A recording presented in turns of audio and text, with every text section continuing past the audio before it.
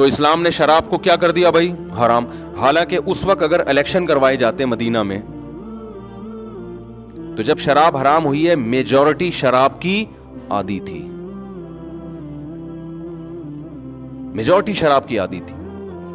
لیکن ایک قانون نازل ہوا آسمان سے, انما الخمر والمیسر والانصاب والازلام رجس. اے ایمان والو, جوا, شراب, یہ سب کیا ہے؟ ناپاک, پلید, چھوڑ دو اس کو.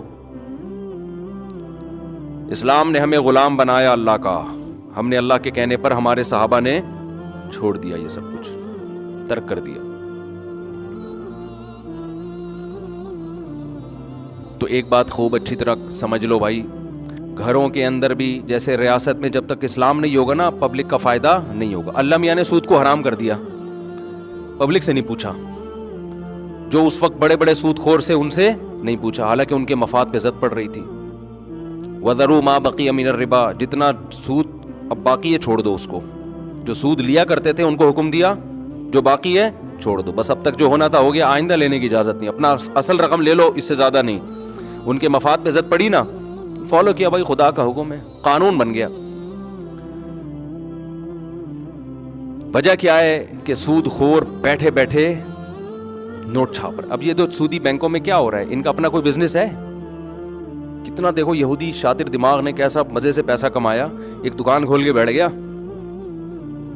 دکان کھول کے بیٹھ گیا کہ آپ مجھے 1 کروڑ روپے قرضہ دو, اس پہ میں آپ کو 2 لاکھ روپے دوں گا. آپ نے لا کے اس کو قرضہ دیا, آپ نے اس کو بولا کہ تو مجھ سے 1 کروڑ روپے قرضہ لے, 4 لاکھ روپے لوں گا میں تجھ سے. ہے بھائی, اس کو 1 کروڑ پکڑایا اور ضمانتیں بھی رکھ لی کہ واپس کرے, ورنہ واپس نہ کرے تو اس کی فائلیں میرے پاس ہیں. اب جناب 4 لاکھ یہاں سے لیے, 2 اس کو پکڑائے, 2 بیڑے کھا رہا ہے بیٹھ کے کہ نہیں کھا رہا. اور یہی کام جب 20 لوگوں نے اس کو 1 کروڑ روپے قرضہ دیا تو بغیر کسی محنت کے, باپ دادا کی وراثت کے, ایک دم اس کا گراف کہاں جانا شروع ہوا, او آسمان کی بلندیوں پہ. اور یہ جو 1 کروڑ روپے میں نے بینک کو دیے تھے کہ بینک نے کہا تجھے 2 لاکھ دوں گا, میں بڑا خوش ہو رہا ہوں کہ فری پھوکٹ میں بغیر کسی رسک کے 1 کروڑ پہ مجھے 2 لاکھ روپے مل رہا ہے.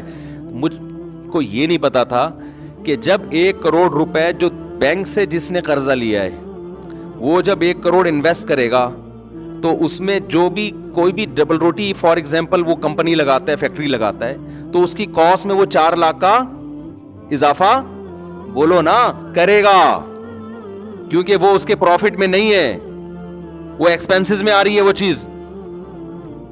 تو لہذا ڈبل روٹی کی قیمت آلریڈی 2 لاکھ بڑھ رہی ہے کہ نہیں بڑھ رہی. تو مجھے جو 1 کروڑ پہ بینک 2 لاکھ روپے دے رہا ہے وہ میرا ڈبل روٹی میں اور دوسری چیزوں میں نکل رہا ہے کہ نہیں نکل رہا.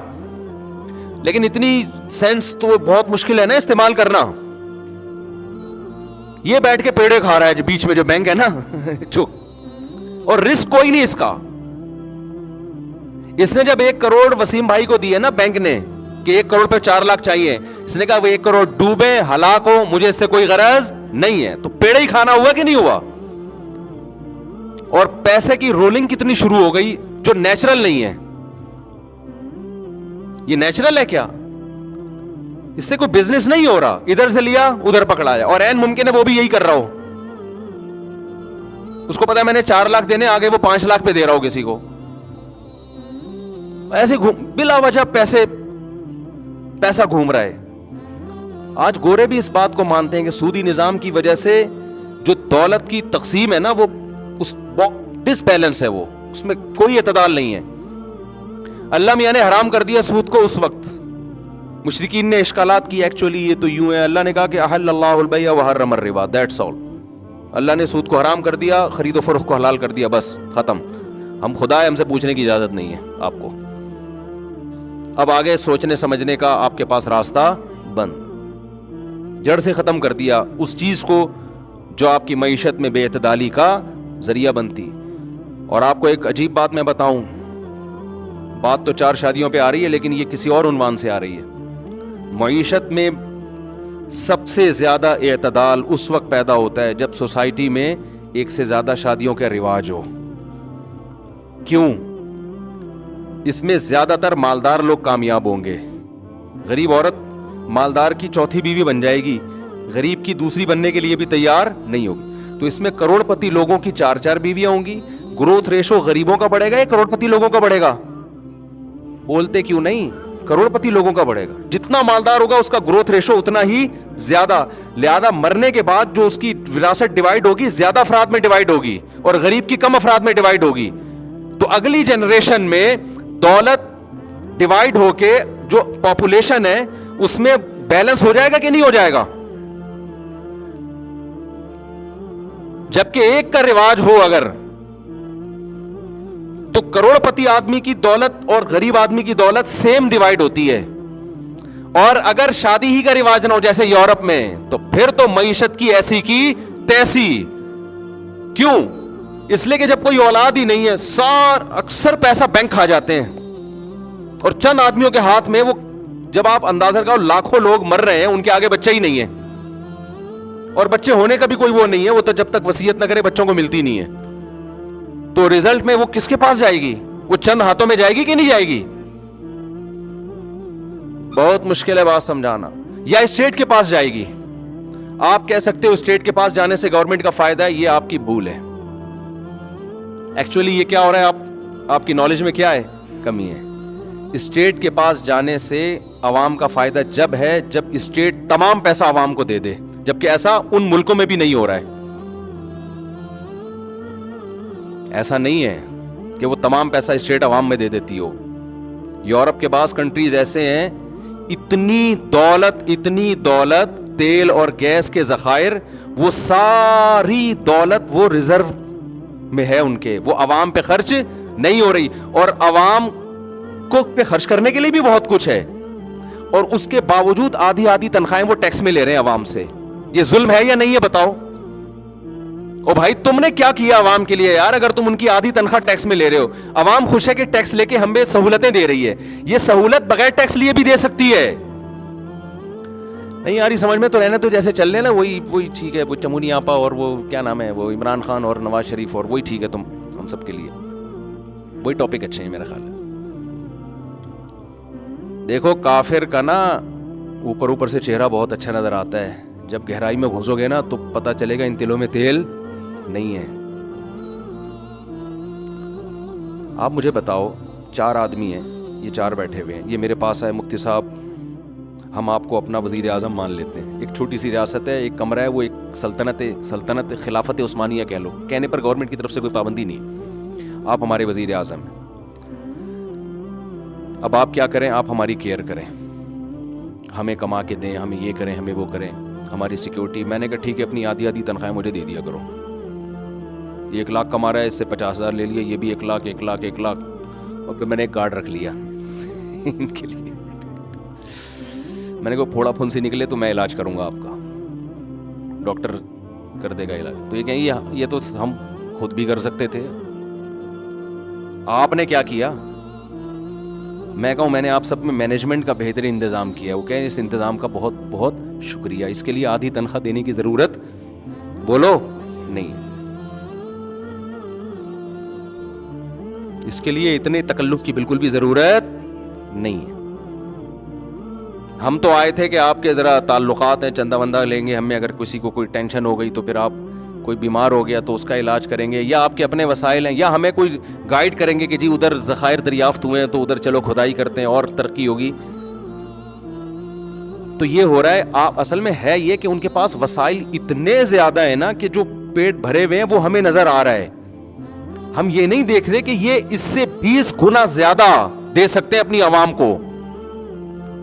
تبھی اسلام میں مالی جرمانے کی اجازت نہیں ہے اصولی طور پر, بعض کنڈیشن میں, لیکن اسلام تمام فقہا کا اتفاق ہے کہ گورنمنٹ ٹیکس نہیں لے سکتی عوام سے, الا یہ کہ شدید مجبوری ہو. سمجھ میں آ رہی ہے بات کہ نہیں آ رہی؟ جیسے ایک شخص کے لیے دوسرے شخص کا پیسہ حرام ہے, تمام فقہا کا اجماع ہے کہ حکومت کے لیے بھی عوام سے پیسہ لینا حرام, کیونکہ حکومت عوام کے پیسے کی محافظ ہے, لے نہیں سکتی ان سے, لے گی شدید مجبوری میں. شدید مجبوری کیا ہے؟ اجتماعی نوعیت کا کوئی ایسا کام پڑ گیا جس کی سب کو ضرورت ہے اور لوگ اس میں دینے کے لیے تیار نہیں ہے, پھر جبرن لے گی. اس کی مثال ایسے ہے جیسے گلی میں گارڈ رکھنا ہے, موبائل اسنیچنگ ہو رہی ہے, ہماری گلی میں بھی ہو رہی ہے, سب گلیوں میں ہو رہی ہے.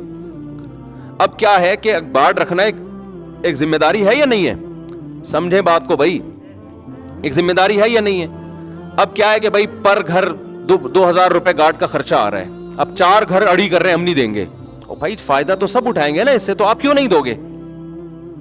فائدہ تو سب نے اٹھانا ہے, تو آپ کیوں نہیں دو گے؟ یہاں جبرن لیا جا سکتا ہے, لیکن اتنا جتنا گارڈ کی تنخواہ میں اور کھانے پینے میں جائے. 1 روپیہ بھی آپ زیادہ نہیں لے سکتے, کیونکہ لا یحل مال امرئ مسلم الا بطیب نفس منہ, حدیث میں آتا ہے کسی کا مال اس کی مکمل رضا کے بغیر کسی کے لیے بھی حلال نہیں ہے, حکومت کے لیے بھی حلال نہیں ہے, کسی کے لیے بھی حلال نہیں ہے. تو بنیادی بیسک ضرورتوں کے لیے اتنا جتنا اس, اور یہ بھی جب ہے کہ جب گورنمنٹ کے پاس اپنے وسائل نہ ہو.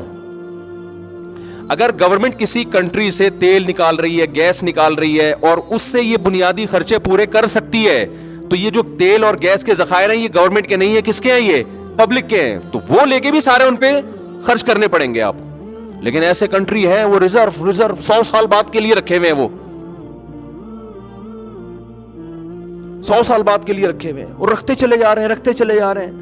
اصل میں ہم چونکہ غریب ہیں نا بہت, تو ہم ان کے دولت کو دیکھ کے سمجھتے ہیں کہ یار یہ بہت اسٹیبل کنٹری ہے. ہم یہ نہیں دیکھتے کہ اگر یہ لوگ اپنی عوام سے ٹیکس نہ لیں تو بھی یہ لگژری لائف اسٹائل یہ لوگ اپنی قوم کو دے سکتے ہیں, لیکن آدھی تنخواہیں کاٹ رہے ہیں. تو ہمارا چور اچکا جو 10 روپے ہم سے چھینے گا, یا ہمارے ہاں کوئی بیٹھا ہو نا, جیسے وہ رسی لگا کے بیٹھے ہوئے ہوتے تھے پرانے زمانے میں, جو وڈیرے ہوتے تھے نا, کہ جو گاڑی گزرے گی غنڈہ ٹیکس, تو وہ غنڈہ ٹیکس لے گا تو وہ تو حرام ہے, لیکن اسی غنڈہ ٹیکس کو آپ نے لیگل کر کے ایکچولی ایک شریف انسان کی علامت ہے, ٹائم پہ ٹیکس ادا کرتا ہے, اور اس کو بڑے بلیک منی اور وائٹ منی کی اصطلاحات دے کے وہی ٹیکس کو آپ نے کیا کر دیا, ایک اچھے شہری ہونے کی علامت قرار دے دیا آپ نے. نہیں آ رہی سمجھ میں؟ تو جیسے چل رہے ہو ایسے چلو. اس کا یہ مطلب نہیں کہ ٹیکس دینا بند کر دیں آپ, یہ ہرگز مطلب نہیں ہے. جب ایک اجتماعی نظم چل رہا ہوتا ہے نا, تو پھر سب کو اسی نظم میں چلنا پڑتا ہے. یہ 2-4 آدمیوں سے کچھ نہیں ہوتا. یہ تو جب تک سسٹم تبدیل نہیں ہوگا اس وقت تک کوئی آدمی اگر ٹیکس بچائے گا تو اس کو کوئی بھی لیگل نہیں کہتا, علماء بھی اس کی اجازت نہیں دیتے. اور پاکستان میں تو یہ سہولت ہے, ٹیکس بہت کم ہے. سمجھ میں آ رہی ہے بات کہ نہیں آ رہی؟ یہاں بہت کم ٹیکس ہے, اگرچہ وہ بھی صحیح جگہ استعمال نہیں ہو رہا, لیکن شکر ادا کرو اتنا دینا نہیں پڑ رہا. اگر ٹیکس یہ لوگ وہ والا لیتے نا جو وہ لوگ لے رہے ہیں, اور پھر صحیح استعمال نہ کر رہے ہوتے, تو ہم ویسے ہی قحط سے مر جاتے. اور میں ویسے آپ کی جنرل نالج کے لیے بتاؤں کہ گورنمنٹ اگر صرف مینجمنٹ کو صحیح کر لے نا, تو 1 روپیہ بھی ٹیکس لینے کی اس کو ضرورت نہیں ہے, 1 روپیہ بھی ضرورت. کیونکہ اللہ کا قانون یہ ہے کہ جو کچھ انسان کما رہا ہے وہ سارا کا سارا اسی کا ہے. یہ تو سوشلزم اور یہ جو روس کا جو انقلاب آیا تھا نا, انہوں نے یہ تحریک چلائی تھی کہ سب لوگ سب چیز میں مشترک ہیں. تو پوری تو تحریک تو کامیاب نہیں ہوئی, لیکن بہت سارا حصہ بہت سے کنٹریز نے اس سے لے لیا. جبکہ اسلام اس کا قائل ہے کہ جو شخص جو کچھ کما رہا ہے 100% وہ اس کا مالک ہے. سمجھتے ہو کہ نہیں سمجھتے ہو؟ تو غیر مسلم کو اوپر سے دیکھو کہ ہر چیز بہت زبردست, جب گہرائی میں گھسو گے تو بھائی یہ ہر چیز پہ لیبل بڑے خوشنما ہے. غنڈہ ٹیکس جو زبردستی پہلے زمانے میں ظالم بادشاہ لوگوں سے چھین کے لیا کرتے تھے, اسی کو نام کیا کر دیا, ایک لیگل کر دیا. اس کو ایک ڈاکومنٹ ہو, جیسے لیاری میں پہلے ہوتا تھا نا, بعض گلیاں ایسی تھیں آپ گزرو گے تو لٹ پٹ کے ختم. تو پھر وہاں بعض لوگوں نے کہا کہ بھائی بجائے اس کے کہ ہم گن پوائنٹ پہ لوٹیں, خود ہی جا کے ہمیں ہر مہینے اتنا دے دیا کرو. تو لوگوں نے دے دیا, تمیز سے گزرنے لگے. اب انہوں نے کہا ہم تم کو امن دے رہے ہیں نا, ہم تم کو کیا دے رہے ہیں, امن دے رہے ہیں. تو لوگوں نے کہا یار چلو وہ ہم خود 50-60 ہزار روپے حضرت کے ٹھیے پہ پہنچا دیتے ہیں, اور پھر پورے مہینے ہمیں کچھ بھی نہیں ہوتا. تو اب اس کو بھی وہ بڑا اچھے لیبل لگا سکتے ہیں نا کہ دیکھو ایکچولی ہم نے تمہیں تحفظ دیا ہے, تم سیکیور ہو گئے ہو. ابے سیکیور کیا ہو گئے؟ ایک آدمی کی 40 لاکھ تنخواہ ہے, اس میں وہ 20 لاکھ روپے گورنمنٹ کو ٹیکس دے رہا ہے, تو کیا سیکیور ہو گیا یار؟ یہ اتنا تو ڈاکو نہیں لوٹتا 20 لاکھ. اب 43% ٹیکس. یہ ان غیر مسلم کنٹریز میں ہم نے دیکھا ہے ایک آدمی کی تنخواہ 1 کروڑ ہے تو 43 لاکھ روپے ٹیکس میں جا رہے ہیں. ابے کیا کہاں اتنا تو ڈاکو نہیں لوٹتا یار. ابھی چھوڑو میں زیادہ نہیں جاتا, زیادہ گہرائی میں نہیں جاتا ان چیزوں کی, لیکن یہ ہماری کھوپڑی میں نہیں آ رہی یہ چیزیں, شاید آپ لوگ کوئی چھاؤں میں بیٹھ کے غور کریں تو ہمیں بھی سمجھا دیں. تو یہ قانون انسان کے بنائے ہوئے ہیں نا. خدا کا کیا قانون ہے؟ خدا کا قانون یہ ہے کہ نہ گورنمنٹ کے لیے کسی کا پیسہ حلال, نہ انسانوں کے لیے ایک دوسرے کا پیسہ حلال. صرف اجتماعی ضرورت کے پیش نظر جتنی ضرورت ہو اتنا جبرن لیا جا سکتا ہے, کیونکہ وہ ہٹ درمی کر رہا ہے, وہ فائدے تو اٹھا رہا ہے مگر دے نہیں رہا, تو وہ تو اس کا اپنا حق لے رہے ہیں, اس کا لے ہی نہیں رہے. اس سے زیادہ 1 روپیہ حلال نہیں ہے. بلکہ میں آگے چل کے بات کہوں, یہ جو مالی جرمانہ ہے نا, اگرچہ بعض علماء نے اس زمانے میں اس کی گنجائشیں دی ہیں مالی جرمانے کی زمانے کے حالات کی وجہ سے, لیکن چاروں اماموں کے نزدیک یہ حرام ہے. یعنی گورنمنٹ پنشمنٹ تو کر سکتی ہے, پیسے نہیں لے سکتی کسی سے, اور دلیل یہی حدیث ہے کہ کسی مسلمان کا مال اس کی طیب خاطر کے بغیر کسی کے لیے بھی حلال نہیں ہے. اس میں صرف ابن تیمیہ رحمہ اللہ نے اعتراض کیا تھا, ان کے کچھ تفردات ہیں نا وہ جمہور سے ہٹ کے, لیکن انہوں نے جو احادیث میں دلیلیں دی ہیں وہ تعزیر فی المال کی دی ہیں, تعزیر بالمال کی نہیں دی ہیں. فی المال اور بالمال میں کیا فرق ہے وہ بھی میں جاؤں گا تو اب پیچیدہ مسئلہ ہے, یعنی ان کے دلائل کے جواب بھی علماء دے چکے ہیں. ورنہ چاروں فقہا کے جو نزدیک جو فتویٰ ہے نا جس قول پہ, وہ یہ ہے کہ سزا کے طور پہ بھی مالی جرمانہ نہیں لیا جا سکتا, صرف دیت میں جو منصوص چیزیں ہیں کہ قصاص اگر معاف کر دے تو یعنی مقتول کے وارث جو ہے نا قاتل سے قصاص لے سکتے ہیں, یا یہ جو ہاتھوں کی دیت ہے, یعنی دیت کی حد تک تو ٹھیک ہے ایک صلح کے طور پر. بھائی دیت میں یہ ہوتا ہے نا کہ کسی کی آنکھ پھوڑ دی تو اسلام میں یہ کہ آنکھ کا بدلہ کیا ہے آنکھ, اور اگر آنکھ والا آنکھ کی دیت دینا چاہے تو وہ بھی کر سکتا ہے. کسی کو قتل کر دیا تو قاتل کی سزا کیا ہے, قصاص ہے. اگر معاف کر دیں گے تو وہ دیت لے سکتے ہیں. تو دیت کے احکام کی حد تک ٹھیک ہے, اس کے علاوہ نہیں ہے اسلام. آپ بعض ملکوں کو دیکھ لیں, وہ ان کی سورس آف انکم ہی جرمانے ہیں, اور ایسے بھاری بھاری جرم, ایک سگنل توڑ دیا اتنے درہم اتنے ڈالر. یار اس سگنل توڑا ہے تو اتنا زیادہ اس سے جرمانہ. کووڈ کی ویکسین نہیں لگائی, بھاری بھرکم جرمانہ. کیسے استحصال ہوا ہے غریبوں کا. میں نہیں کہہ رہا کہ ویکسین نہ لگا کے کوئی اچھا کام کیا, میں اس کو پروموٹ نہیں کر رہا, جو کہ اجتماعی نظم چل رہا ہے تو لگوانی چاہیے. یار اس کو کوڑے مار دو. آپ کہتے ہیں کوڑے ہر ایک کو کون پکڑ کے مارے گا, تو یہ آپ کی ہیڈک ہے, یہ آپ کی ٹینشن ہے کہ آپ اس کو کیا سزا دیں گے. لیکن جو جمہور جس طرف گئے ہیں نا بڑے بڑے علماء, آپ ماضی میں اٹھا کے دیکھیں, وہ جرمانے کو جائز نہیں قرار دیتے کسی کے لیے بھی. وہ کہتے ہیں سگنل توڑ دیا تو بھائی پنشمنٹ ہوگی, کچھ بھی کرو سزا دو اس کو. لیکن بعض علماء کی اس زمانے میں رائے ہے, وہ بھی اہل علماء ہیں, کہ بھئی اس زمانے میں سزا والا نہیں چل سکتا, جرمانہ ہی کرنا پڑے گا. اب میں اس زیادہ بحث میں نہیں جاتا, لیکن میں نے آپ کو جو اسلام کا اصل مزاج ہے وہ آپ کو بتایا ہے. وہ گنجائش والا قول ہو سکتا ہے اس زمانے میں واقعی نہیں ہو سکتا, وہ گنجائش والا قول لے لیا, لیکن جو اصل جو اسلامی سلطنتیں جس پہ چلی ہیں, خلافت عثمانیہ میں 1 روپے بھی ٹیکس نہیں تھا, مالی جرمانہ 1 روپیہ بھی نہیں تھا, پنشمنٹ کا نظام تھا. آج حکومتیں لوگوں سے ایک سگنل توڑ دیا اتنے ڈالر, فلانا کر دیا اتنے ڈالر, یہ کر دیا اتنے ڈالر, ہر چیز پہ پیسہ لے کے, تو تحفظ کہاں سے ہو گیا بھائی. تو اسلام نے معاہدوں کی پابندی کا حکم دیا ہے نا, تو جب ان کو وہاں نیشنلٹی ملی ہے تو اس ایگریمنٹ میں یہ چیز بھی داخل تھی کہ آپ نے اتنا ٹیکس پے کرنا ہے. یہ تو میں ایک اصول بتا رہا ہوں کہ اسلام کا اصل اصول کیا ہے, لیکن جب آپ نے ایک چیز کا ایگریمنٹ کر لیا تو پھر آپ اس ایگریمنٹ کے پابند ہیں. اور دوسرا یہ کہ بہت سے فائدے بہرحال آپ اٹھا بھی رہے ہیں, تو اگر آپ ٹیکس نہیں دیں گے تو وہ فائدے آپ کے لیے کیسے حلال ہو جائیں گے.